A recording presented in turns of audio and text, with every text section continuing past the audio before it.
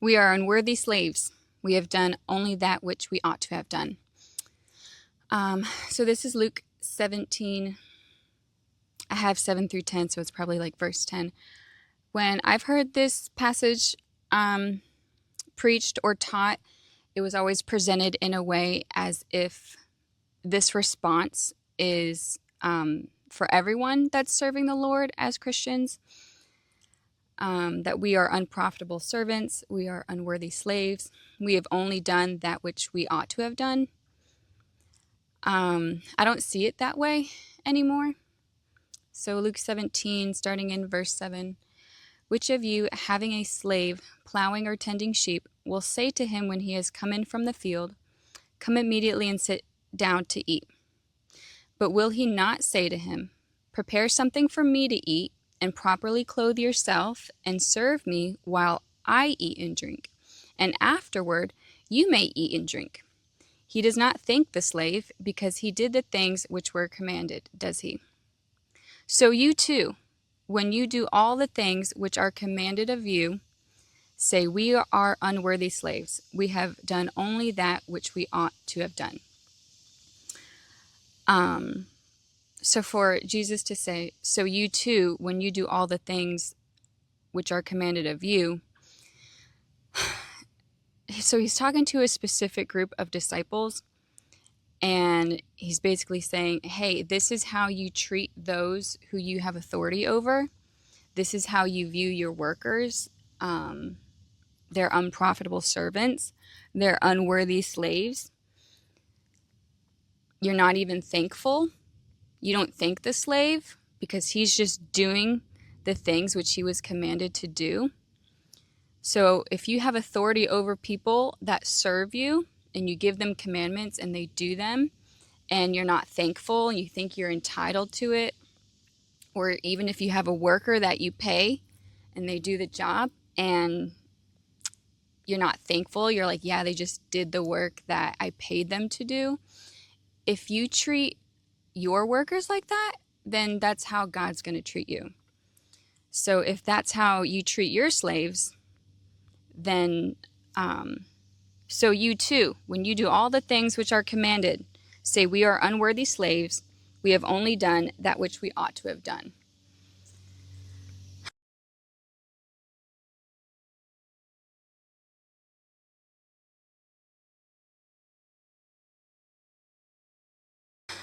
This can go for husbands and their wives also. If husbands have a sense of entitlement where their wives are serving them, loving them, obeying them, respecting them, submitting to them, and they're not thankful, but they have this view of like, yeah, I'm owed this obedience, I'm owed this service, I'm owed this respect and love because I'm a man, and wives are commanded to submit. So I'm not going to be thankful for my wife's submission. She's just doing what she's commanded to do.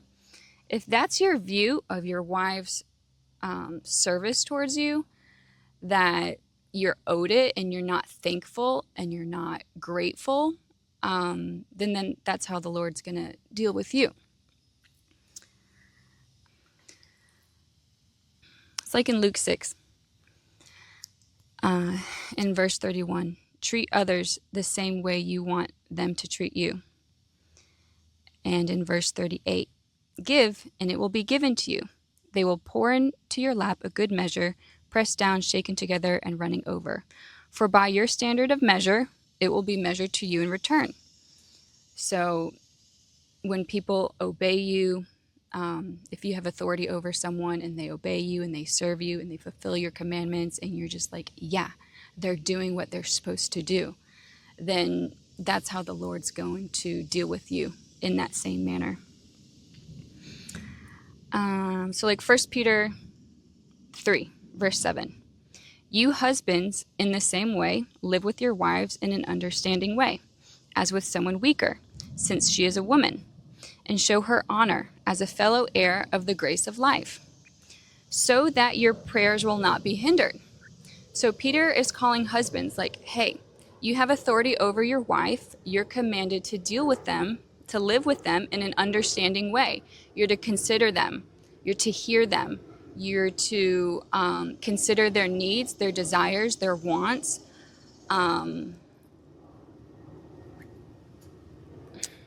Their cries for help, their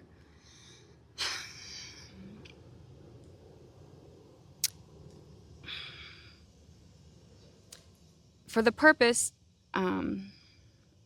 for husbands, so that your prayers aren't hindered. Because if God has authority over you,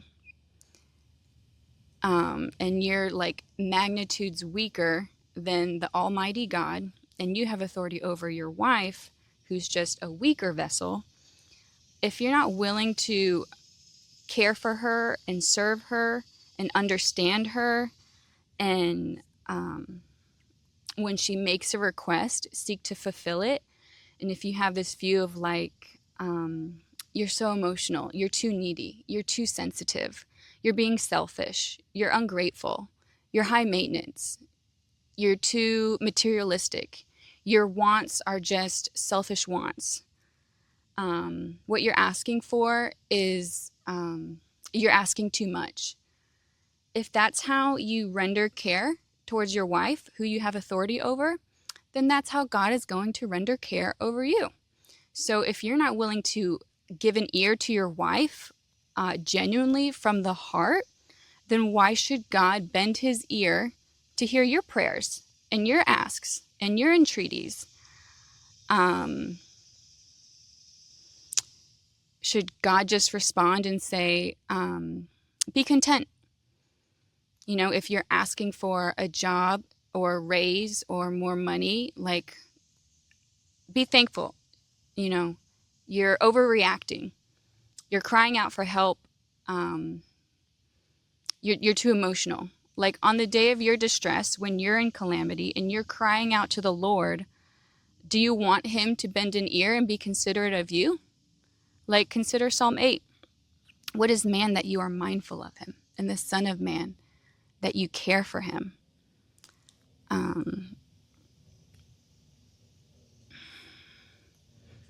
Like what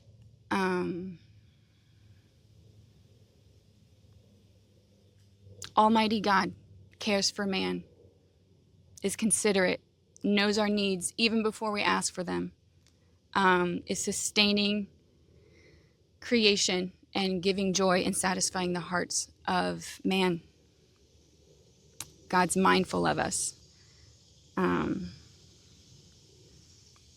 And it's like we're to exercise that same care and consideration and thoughtfulness towards those who are weaker than us. I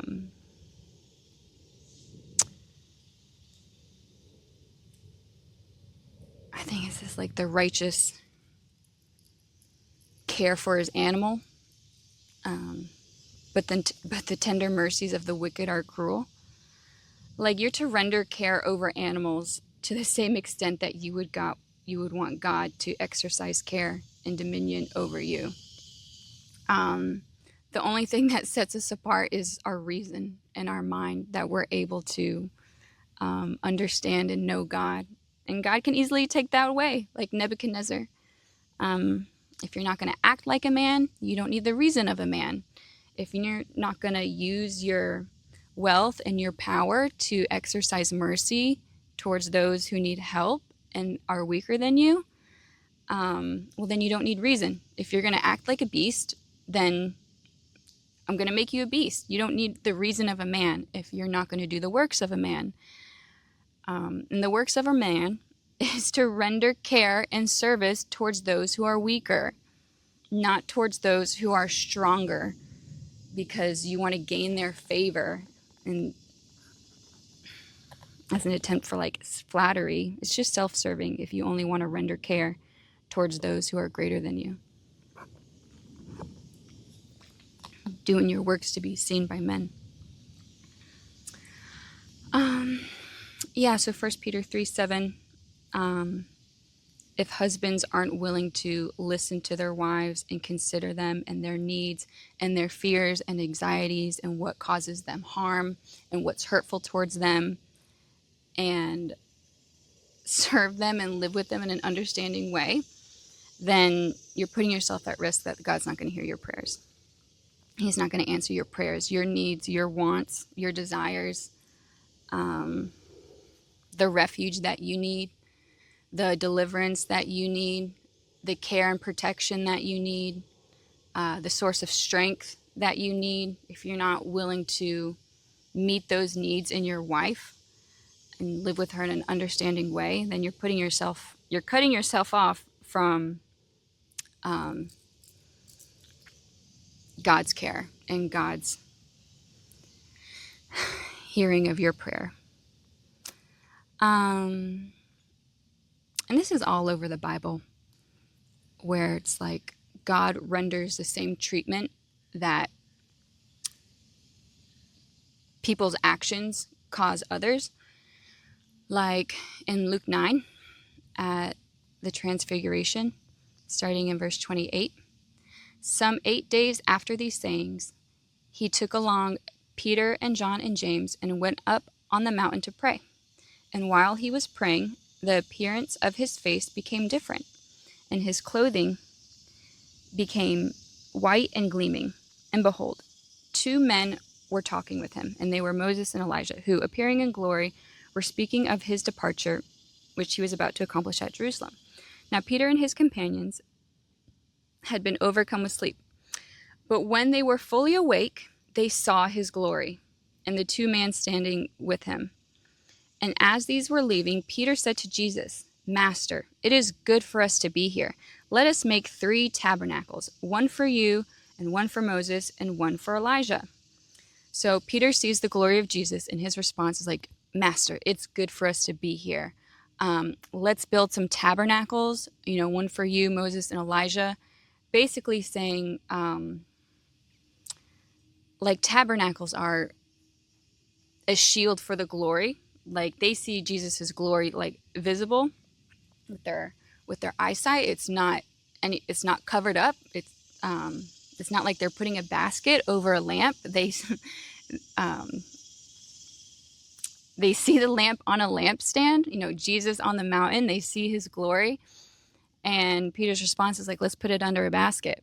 Let's build 3 tabernacles, one for you, Moses, and Elijah. I've seen your glory, but let's build these tabernacles so that no one else will be able to see your glory.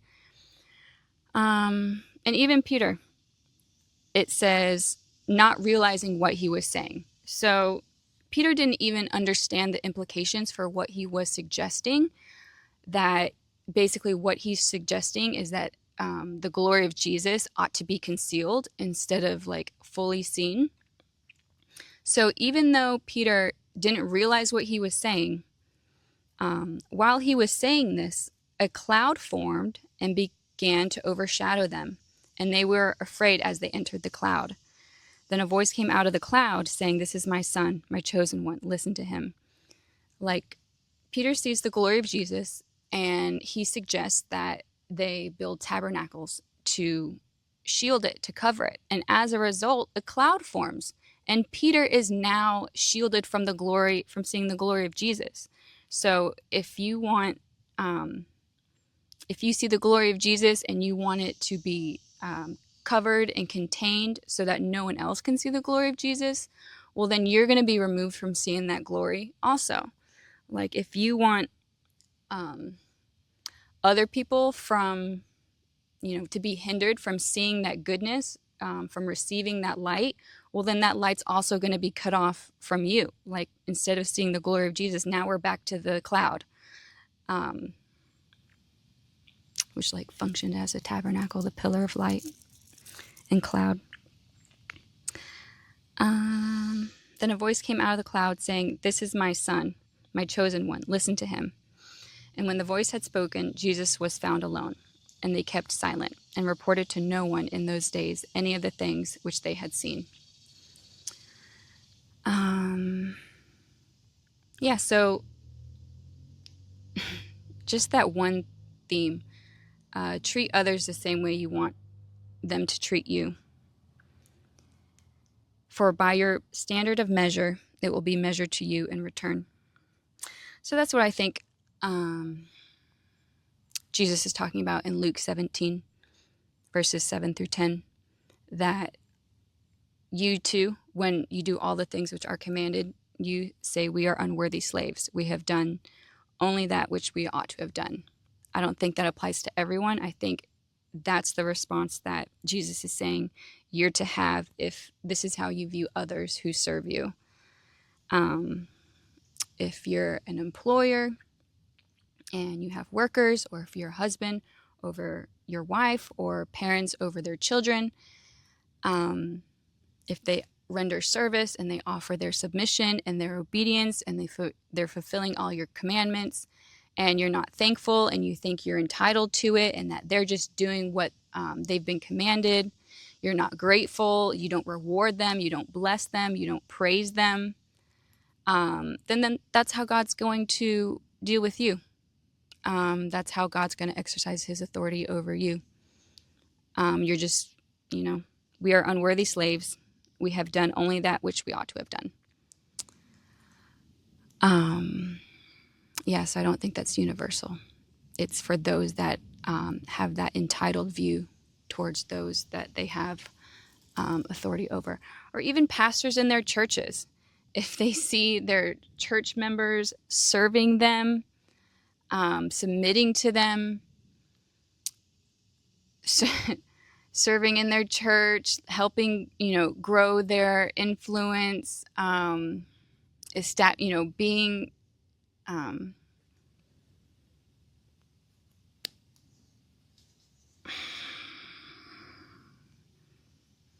we should all just be thankful for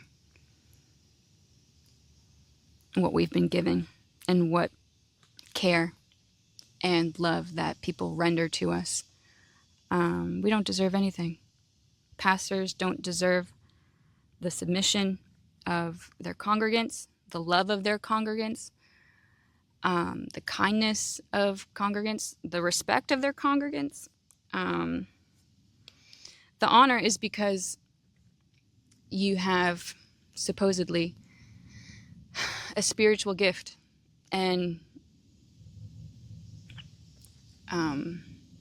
if you didn't have the gift, you wouldn't be a recipient of that honor as if you were a layman. It's God's gift that merits you the respect. It's God's spirit that merits you the respect. You don't deserve it. You don't deserve the respect. You don't deserve the submission. You don't deserve the honor. That submission, honor, and respect is due because God has given the Spirit that has qualified you for that work. If he has given you the Spirit, if you are qualified, you're not worthy of that respect, honor, and submission in and of yourself. So if you carry that position with a sense of entitlement, like the Lord can easily take it away. It's that position is filled by the Spirit, and that's the sovereignty of God. He's given his Spirit. That's what equips someone to be qualified for that role. It's not anything in and of yourself that qualifies you to have that position. There's nothing in you that merits the respect and submission and service and honor. So if people don't render it to you, it shouldn't be an offense because you're not owed it. There's nothing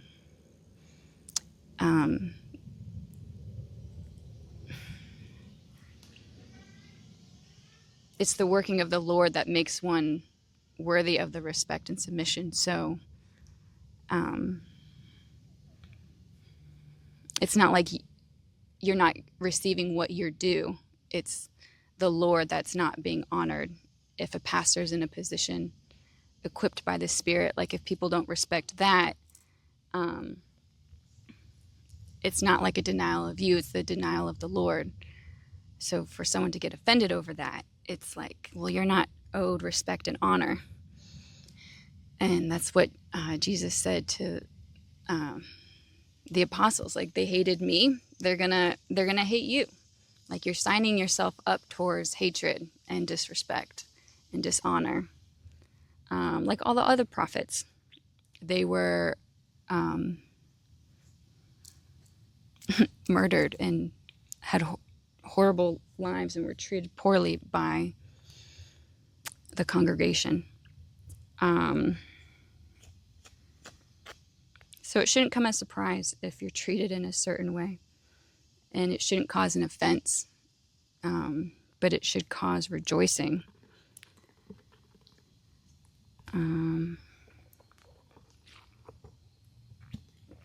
Yeah, so we should all just be thankful. We're not entitled to anything. And if you have an entitled view over what you think you deserve and what you think people ought to render you, well, then God's going to have that same measurement towards you and deal with you in that same portion. Okay,